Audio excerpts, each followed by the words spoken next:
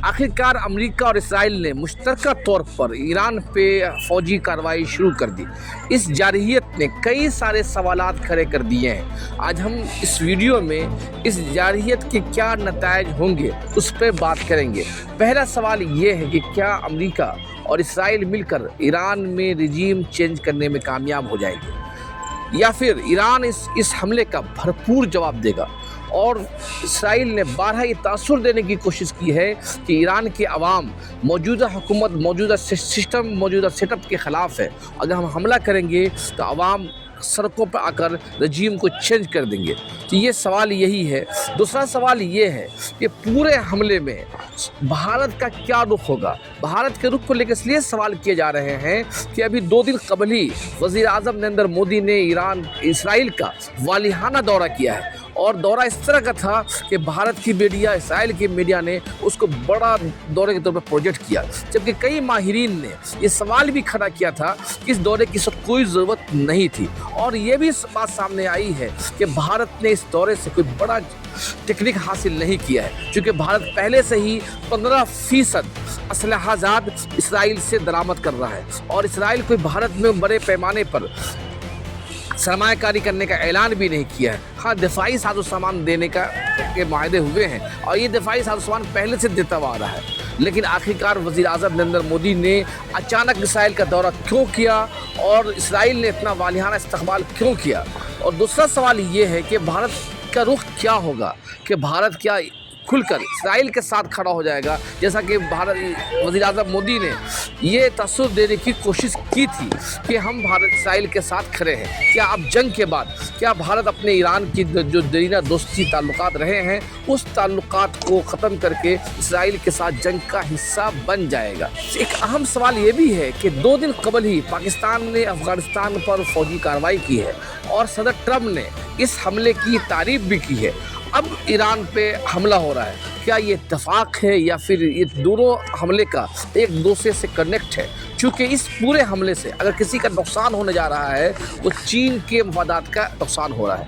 और एक आखिरी सवाल है कि क्या पूरे हमले में अरब ममालिक का, बिलखुसूस सऊदी अरब का क्या रुख होगा, क्योंकि ईरान ने जो जवाबी कार्रवाई की है उस जवाबी कार्रवाई में कुवैत, अबू धाबी, बहरीन और अरब ममालिक, इराक के जो फौजी अड्डे हैं अमेरिका के, उसको निशाना बनाया गया है। कतर में फौजी निशाना बनाया, 5 बड़े फौजी अड्डे को ईरान ने निशाना बनाया है। ईरान ने कहा भी है कि हमला सिर्फ 2 मुल्कों के दरमियान नहीं, ये हमले का दायरा फैल जाएगा। ये इस जंग ने कई सारे सवालात को पैदा कर दिए हैं। एक तरह से देखा जाए कि एक बार फिर मशरिक़ी वस्ता, मिडिल ईस्ट जंग के ध्याने पे ही नहीं बल्कि भट्टी में झोंक दिया गया है। और इस जंग का जाहिर बात है कि जंग कभी भी अमन और सुकून नहीं लाता, जंग सिर्फ तबाही बर्बादी लाता है। इस तबाही बर्बादी का ईंधन मशरिक़ी वस्ता जो बनने जा रहा है उसके क्या नतायज बरामद होंगे, ये बड़ा बुनियादी सवाल है। इस पूरे मंजरनामे में पाकिस्तान के रोल को लेकर काफ़ी बहस हो रही है कि क्या पाकिस्तान ने अफ़गानिस्तान पे जो हमला किया 2 दिन कबल, ये हमला इत्तफाक़ी है या फिर अमेरिका के मंसूबे का हिस्सा था। ये सवाल इसलिए खड़ा हो रहा है कि सदर ट्रम्प अपने आप को एक ऐसे लीडर के तौर पर पेश करते रहे कि जो जंग बंद कराने वाले लीडर रहे, लेकिन वो इस हमले की तारीफ़ करते रहे। और ख़ुद उन्होंने पाकिस्तान के वज़ीर आज़म शहबाज शरीफ, फ़ौजी कमांडर आसिम मुनीर की बेइंतहा तक खुलकर तारीफ़ की है। क्या इस तारीफ़ के पीछे अमेरिका का कोई मकसद छुपा हुआ है?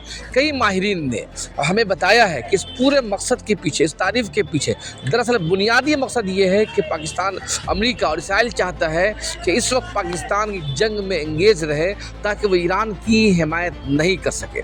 चूँकि पाकिस्तान और ईरान का बॉर्डर करीब सटा हुआ बॉर्डर है, और बॉर्डर करीब भी है, लेकिन हम ईरान के ख़िलाफ़ जारहियत में पाकिस्तान हमेशा अमेरिका के कैंप में रहा है, लेकिन ईरान के मामले में वो अपने आप को गैर जानिबदार रखा है। और ईरान में बड़ी तादाद शिया बिरादरी की भी है, ख़ुद सुन्नी मुसलमानों का एक बड़ा हल्का ईरान को पसंद भी करता है। तो ऐसे में सवाल खड़ा हो रहा है कि इस पूरे मकसद में पाकिस्तान का हमला कोई एक इत्तफाक़िया नहीं बल्कि एक पूरे मनसूबा का हिस्सा था। अब एक आखिरी सवाल पर हम गौर कर रहे हैं कि इस पूरे हमले का असल बुनियादी मकसद क्या है। दरअसल ये मकसद इसराइल ईरान का मिसाइल प्रोग्राम ख़त्म करना सिर्फ एक बहाना है। दरअसल इसके पीछे इसराइल की हिफाजत करना अमेरिका का सबसे बड़ा मकसद है, क्योंकि अमेरिका जानता है कि पूरे खित्ते में अगर कोई मुल्क इसराइल के वजूद के लिए, इसराइल के लिए ख़तरा बन सकता है, वो ईरान है। और ईरान ही एक ऐसा मुल्क है जो इसराइल की जारहियत को, इसराइल की बेलगाम ताकत के नशे के चूर होकर जो कार्रवाई कर रहा है गज़ा में, फ़िलिस्तीन में, उसको कोई ताकत अगर इस लगाम लगा सकता है वो ईरान है।